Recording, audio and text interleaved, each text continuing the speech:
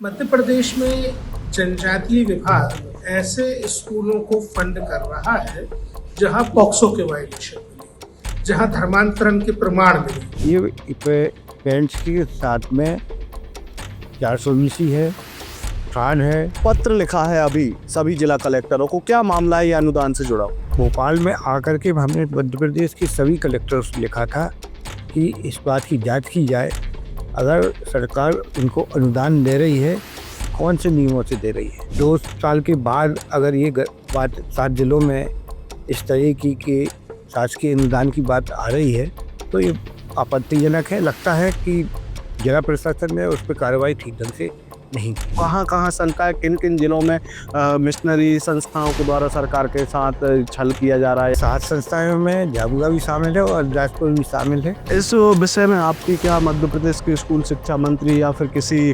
Authorise जो कि शिक्षा मंडल के सचिव हैं या फिर किसी और अधिकारी से बात? जो अनुदान मिला है वो अधिकांश जनजातीय कार्य विभाग से मिला है, जो ट्राइबल एरिया में काम करता है, उनके द्वारा अनुदान दिया गया है।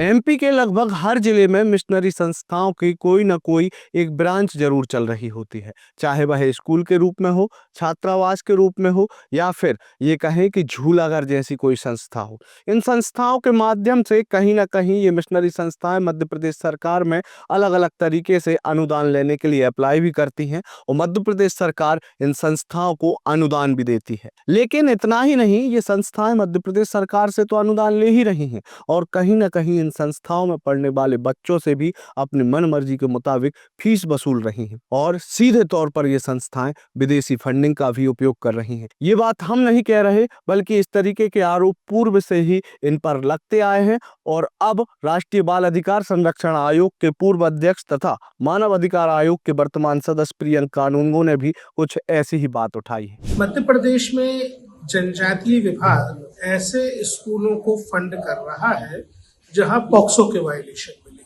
जहां धर्मांतरण के प्रमाण मिले। 1.5 साल तक हमने लगातार ये कोशिश करी कि राज्य सरकार ब्लैक एंड व्हाइट में ऐसे स्कूलों की सूची प्रदान करे, पर समझ में नहीं आता कि यहाँ की अफसरशाही किस कदर ऐसे आतताइयों के समर्थन में काम कर रही है जो मध्य प्रदेश की डेमोग्राफी चेंज करना चाहते हैं, धर्मांतरण का काम करने के लिए सरकार से मदद दिलवा रहे हैं। ये एक सोचने वाली बात है। आवश्यक हो जाता है कि तत्काल जांच करके ऐसी सभी ग्रांट्स को बंद करना चाहिए। शिक्षा का अधिकार कानून का पूर्ण रूप से इम्प्लीमेंटेशन मध्य प्रदेश में हुआ है। मध्य प्रदेश में हर 1 किलोमीटर और 3 किलोमीटर पे स्कूल का प्रावधान लागू किया गया है। ऐसे में शेड्यूल्ड ट्राइब डिपार्टमेंट द्वारा ये जनजातीय विद्यालयों के नाम पर मिशनरीज के उन संस्थानों को पैसा देना जो धर्मांतरण में बच्चों के शोषण की गतिविधियों में लगे हुए हैं, गलत है, अनुचित है, अपराध है। केवल प्रियंका कानूनगो ही यह बात कह रहे हैं, ऐसा नहीं है। आज से लगभग 2 साल पहले मध्य प्रदेश राज्य बाल आयोग ने भी एमपी के सभी कलेक्टरों को अपने अपने जिले में मिशनरी संस्थाओं के द्वारा जो अनियमितताएं की जा रही हैं, वह आर्थिक अनियमितता हो या फिर किसी अन्य प्रकार की अनियमितता, इनकी जांच करने के लिए पत्र लिखा था और इसी पत्र में जिक्र किया था कि कहीं ना कहीं ये संस्थाएं संदेह के घेरे में हैं। हम बात करेंगे मध्य प्रदेश बाल आयोग के सदस्य ओमकार सिंह जी से, जो कि लगातार इस तरीके के विषय उठाते आए हैं और इन्होंने यह पत्र मध्य प्रदेश के कलेक्टर्स को लिखा था और इस पत्र के बाद अब तक क्या कार्रवाई हुई है इस बातचीत में देखिए।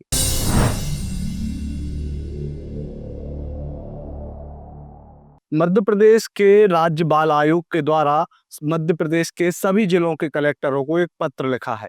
इस पत्र में मिशनरी संस्थानों के काले कारनामे के उजागर होने की संभावना है। इस पत्र के माध्यम से बाल आयोग चाहता है कि कहीं ना कहीं मिशनरी स्कूल जो कि सरकार से अनुदान ले रहे हैं और जो स्कूलों में पढ़ने वाले बच्चे हैं उनके परिजनों की भी जेब ढीली कर रहे हैं। ऐसे किस तरीके के क्या मामले हैं, इस पर विस्तार से चर्चा करने के लिए हमारे साथ हैं मध्य प्रदेश राज्य बाल आयोग के सदस्य ओमकार सिंह जी। ओमकार जी, बहुत बहुत स्वागत है आपका आयोग में। और आपने जो पत्र लिखा है अभी सभी जिला कलेक्टरों को, क्या मामला है ये अनुदान से जुड़ा हुआ? ये पत्र अभी का नहीं है, ये 2 साल पहले का पत्र है जी। हम मंडला और डिंडोरी में गए थे, जैसे हमें उस आवासीय स्कूल का निरीक्षण किया था जिसमें इस तरीके की अनियमितताएं पाई गई, जहां बच्चों से छात्रावास की फीस ली जा रही थी और स्कूल की भी फीस ली जा रही थी। और वहाँ जानकारी ये मिली थी कि उनको शासकीय अनुदान भी मिल रहा है और उन संस्थाओं को विदेशी फंडिंग भी है। क्योंकि इस तरीके के संस्थाएँ नहीं कर सकती कि वो चारों तरफ से अनुदान लें और बच्चों से फीस भी लें। ये पेरेंट्स के साथ में 420 है, फ्रॉड है, क्योंकि उसके बाद में भी हम लोग गए थे, तो कुछ लोग हम गए थे और प्रियंक जी भी गए थे उस समय दूसरी बार। तब इस तरीके की बातें आई थी और उनसे जनजाति विभाग के जो वहाँ एएससी थे, तब उन्होंने खुलासा भी किया था कि हाँ, उनको फंडिंग मिलती है। तो पूछा गया तो आप किस नियम से फंडिंग ये अनुदान दे रहे हैं उनको? तो उसमें कलेक्टर से को निर्देश भी दिए थे कि इनके खिलाफ और संस्थाओं पर की जांच करके अगर उनको अनुदान मिल रहा है तो इन अधिकारियों के खिलाफ में कार्रवाई की जाए, और कलेक्टर ने उन पर कार्रवाई भी की थी। मतलब कुल मिला के ये लग रहा है कि सीधे तौर पर ये 3 जगह से पेमेंट उठा रहे हैं जो मिशनरी संस्थाएँ हैं। बच्चों से, सरकार से और तीसरी विदेशी फंडिंग। कुल मिला के कहीं न कहीं ये सरकार के साथ छलावा है। सरकार को जांच भी करना चाहिए। उस समय ये भी आया था कि जो छात्रावास था, वो चूंकि आवासीय स्कूल जैसा ही था, क्योंकि उसी प्रांगण में स्कूल था और वहीं छात्रावास था। छात्रावास में काफ़ी अनियमितताएं भी थी और उसमें कई जिलों के बच्चे थे, राज्य के बाहर के भी बच्चे थे, और ऐसी स्थिति आई थी। तो मैं भोपाल में आकर के हमने मध्य प्रदेश के सभी कलेक्टर्स को लिखा था कि इस बात की जांच की जाए, अगर सरकार इनको अनुदान दे रही है, तो कौन से नियमों से दे रही है। अगर ये भी जांच की जाए कि इनको विदेशी फंडिंग भी मिल रही है इन संस्थाओं को, और बच्चे से फीस भी वसूली जा रही है, तो इनको नियम के अनुसार इनके ऊपर कार्रवाई की जाए। और क्योंकि 2 साल के बाद अगर ये बात 7 जिलों में इस तरह की शासकीय अनुदान की बात आ रही है, तो ये आपत्तिजनक है। लगता है कि जिला प्रशासन ने उस पर कार्रवाई ठीक ढंग से नहीं की। लगभग आपने 7 जिलों की बात की जिसमें डिंडौरी में तो आपने खुद प्रत्यक्ष से जाके पकड़ा और आपको कहाँ-कहाँ शंका है, किन-किन जिलों में मिशनरी संस्थाओं के द्वारा सरकार के साथ छल किया जा रहा है या फिर प्रशासनिक अमले के साथ मिलकर सरकार को चूना लगाया जा रहा है? झाबुआ और अलीराजपुर में भी ये सब सामने आया था और वहाँ भी हमने कार्रवाई की थी।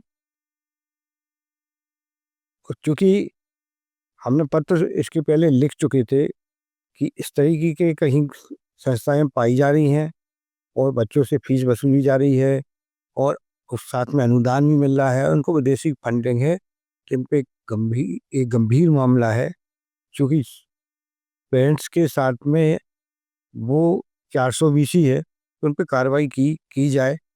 और उसके बाद भी अगर ये 7 संस्थाओं में झाबुआ भी शामिल है और अलीराजपुर भी शामिल है, और जिन जिन जिलों में हम गए थे और ये सब अनियमितताएं पाई गई थी, ये बड़ी ऑब्जेक्शनल है। इस विषय में आपकी क्या मध्य प्रदेश के स्कूल शिक्षा मंत्री या फिर किसी ऑथराइज़्ड जो कि शिक्षा मंडल के सचिव हैं या फिर किसी और अधिकारी से बात की? सिर्फ ये स्कूली शिक्षा विभाग का मामला नहीं है।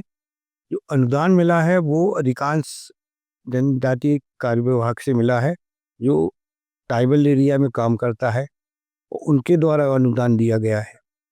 और स्कूली शिक्षा विभाग का जो मामला है, तो वो तो वैसा है कि आवासीय उनको मानता नहीं, मगर आवासीय स्कूल वो चला रहे हैं। इस संबंध में उस पहले भी हमने चर्चा की थी शिक्षा मंत्री से। अब ये 7 जिलों के मामले आए हैं, ये पुनः हम चर्चा करेंगे और इस पर कार्रवाई करने के लिए उनसे बात की जाएगी। तो बिल्कुल जिस तरीके से मध्य प्रदेश राज्य बाल आयोग ने अपनी जांच पड़ताल में ये पाया है कि लगभग मध्य प्रदेश के 7 जिलों में तो खुले तौर पर सरकार को चूना लगाने का काम मिशनरी संस्थाओं के द्वारा किया जा रहा है। इसके अलावा मध्य प्रदेश के कई अन्य जिलों में भी शंका है जिसके लिए इन्होंने सभी जिला कलेक्टर्स को पत्र लिखे हैं। अब आप ये स्पष्ट देख सकते हैं कि मध्य प्रदेश में जो मिशनरी माफिया जिसे हम कहते हैं, ये साफ तौर पर एक तरफ तो कन्वर्जन का काम कर रहा है, तो दूसरी तरफ बच्चों की शिक्षा के नाम पर कहीं न कहीं जिला प्रशासन या फिर सरकारी अधिकारियों के साथ मिलकर सरकार को ही चूना लगाने का काम भी मध्य प्रदेश में कर रहा है। ये एक तरह से अपने आप में बड़ा खुलासा है। अब देखना ये होगा कि बाल आयोग के द्वारा जो पत्र जारी किए गए हैं, उसके बाद मध्य प्रदेश राज्य सरकार, मध्य प्रदेश सरकार के मंत्री और अधिकारी क्या कार्रवाई करते हैं इन मिशनरी माफियाओं पर। कुछ भी हो, इस मामले से जुड़ी हुई हर एक छोटी बड़ी अपडेट हम आप तक पहुंचाएंगे। उसके लिए आप आयुध के साथ बने रहिए, देखते रहिए आयुध। आप हम फेसबुक, ट्विटर और इंस्टाग्राम पर भी फॉलो करना ना भूलें। आपका बहुत बहुत धन्यवाद। लगातार जुड़े रहने के लिए आयुध को सब्सक्राइब जरूर करें।